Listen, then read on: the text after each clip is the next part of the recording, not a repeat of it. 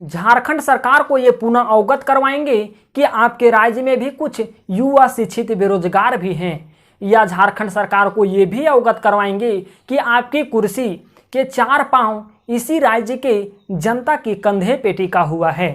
आप तो नियुक्तियों का वर्ष लाने वाले थे, लेकिन ऐसा लगता है कि आप नियुक्तियों का वर्ष ना लाए हो, लेकिन राज्य के छात्रों का जीवन की बर्बादी का वर्ष जरूर लाए हैं। यह अजीब हाल है साहब, झारखंड में कोई ऐसा फॉर्म नहीं जो विवादित ना रहा हो। अगर सही टाइम पे फॉर्म निकाला जाता है तो सही टाइम पे एग्ज़ाम नहीं होती, और एग्ज़ाम भी होती है तो उसकी नियुक्ति सही टाइम पे नहीं होती। मतलब फॉर्म भरने से लेकर के नियुक्ति तक की प्रक्रिया बिना बाधा की संपन्न हो ही नहीं सकती है।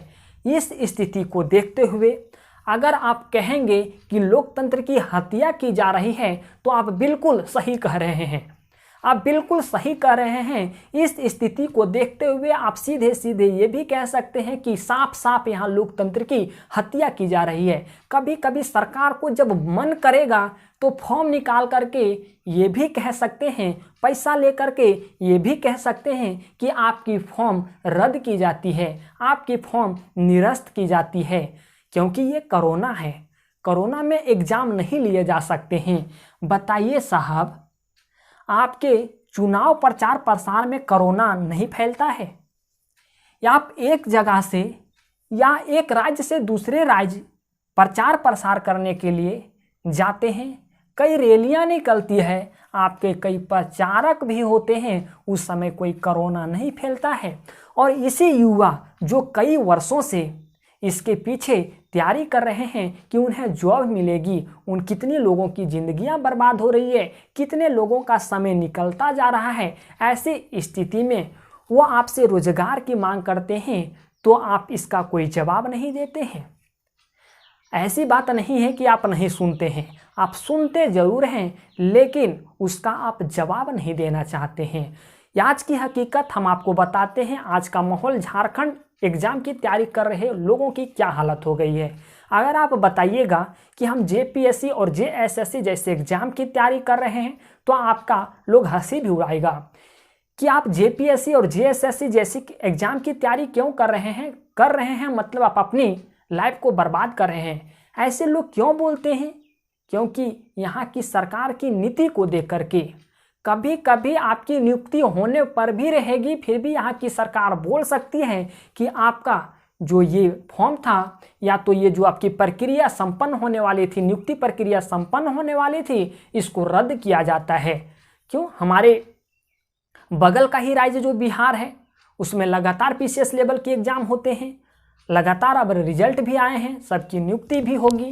तो ऐसी स्थिति में इस राज्य में ऐसा क्यों नहीं हो रहा है?